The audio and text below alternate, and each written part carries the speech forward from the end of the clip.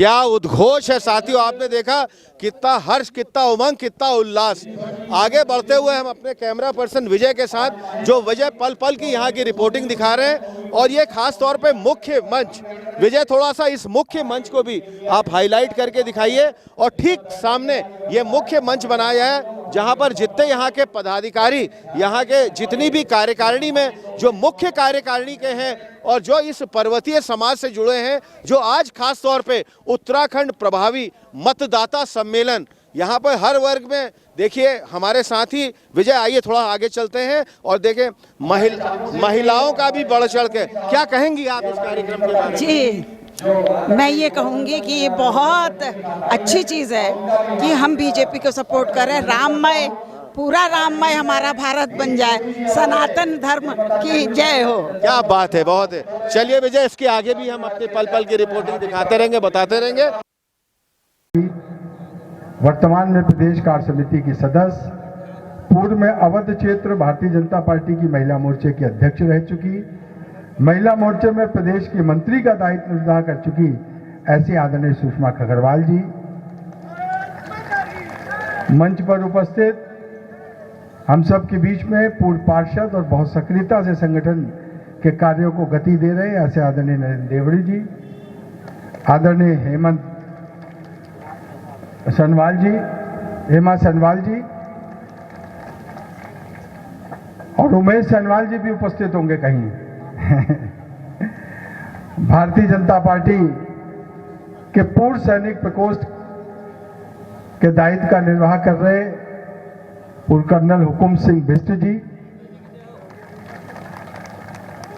और आज के इस कार्यक्रम में उपस्थित सभी वरिष्ठ जन, भारतीय जनता पार्टी के और पदाधिकारी भी, आदरणीय सविता सिंह जी भी, राजेश्वरी जी भी, रीना जी, कीर्ति शुक्ला जी, और उपस्थित सभी पर्वतीय समाज के सभी वरिष्ठ जन। सबसे पहले मैं आप सबकी इतनी बड़ी उपस्थिति के लिए मैं आप सबका अभिनंदन करना चाहता हूं। मैं चाहता हूं जोरदार ताली से आप सबका अभिनंदन होना चाहिए। जहां तक पर्वतीय समाज की बात है और भारतीय जनता पार्टी के संबंधों की बात है, मैं कह सकता हूं भारतीय जनता पार्टी को सदैव मजबूत और सशक्त करने में पर्वतीय समाज ने, उत्तराखंड समाज ने एक बहुत बड़ी भूमिका का निर्वाह किया है। इसके लिए आप सब अभिनंदन के पात्र हैं। मैं लखनऊ के संगठन को ही देख रहा था। पिछले कई वर्षों से हमारे महामंत्री त्रिलोक अधिकारी जी संगठन के कई दायित्वों का निर्वाह कर चुके, कभी उपाध्यक्ष, कभी कोई और दायित्व, पार्षद भी रहे।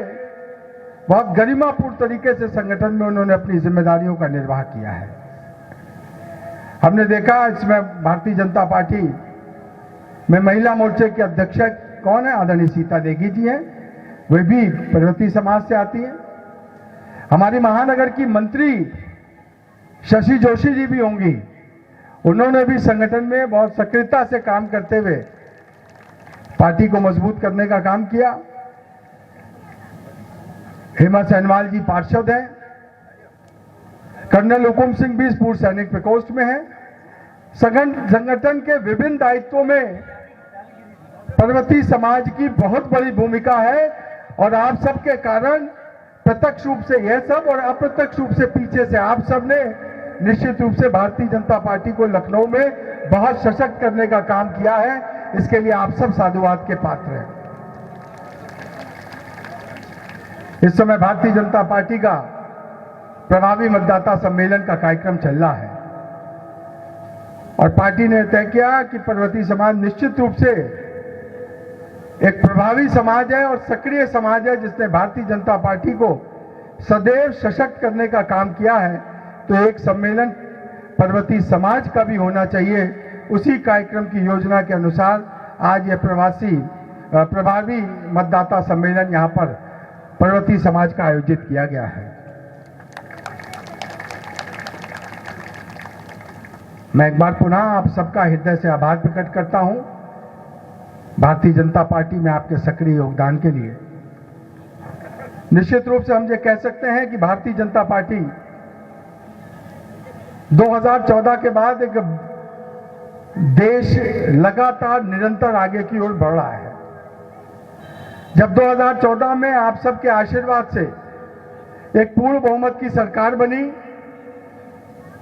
आपने देश के यशस्वी प्रधानमंत्री आदरणीय नरेंद्र मोदी जी को देश की बागडोर दी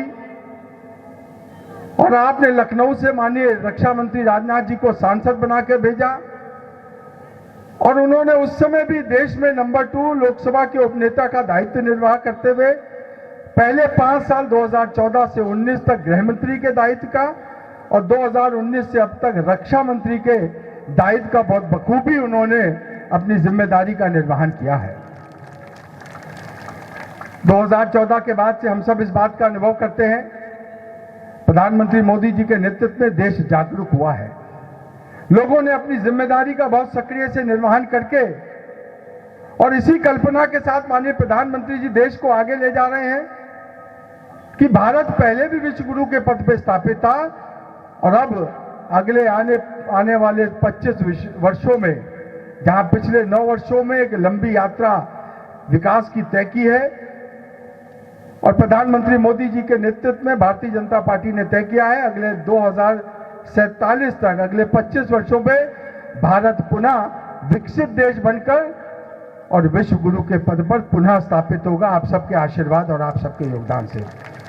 पहले पूरे देश भर की जो योजनाएं थी, लगभग 5 लाख करोड़ रुपए से ज्यादा 2014 से पहले तक विभिन्न सब्सिडी के माध्यम से नीचे जनता तक पहुंचता था और आप कल्पना कीजिए देश में अगर 85% अगर करप्शन में चला जाएगा तो उस पात्र व्यक्ति जिसको उसका हक मिलना चाहिए था उसको क्या मिला होगा। मगर हम कह सकते हैं माननीय प्रधानमंत्री मोदी जी ने भ्रष्टाचार पे चोट करते हुए, इन तीनों चीज को कनेक्ट करते हुए, जनधन अकाउंट, आधार और मोबाइल, आपको जानकर आश्चर्य होगा 2 लाख करोड़ रुपए की प्रति वर्ष की बचत की, सरकार के पैसे को बचाने का काम किया और जो जरूरतमंद और जो पात्र लोग थे जिनका हक मिलना चाहिए था उनको पहुंचाने का काम किया।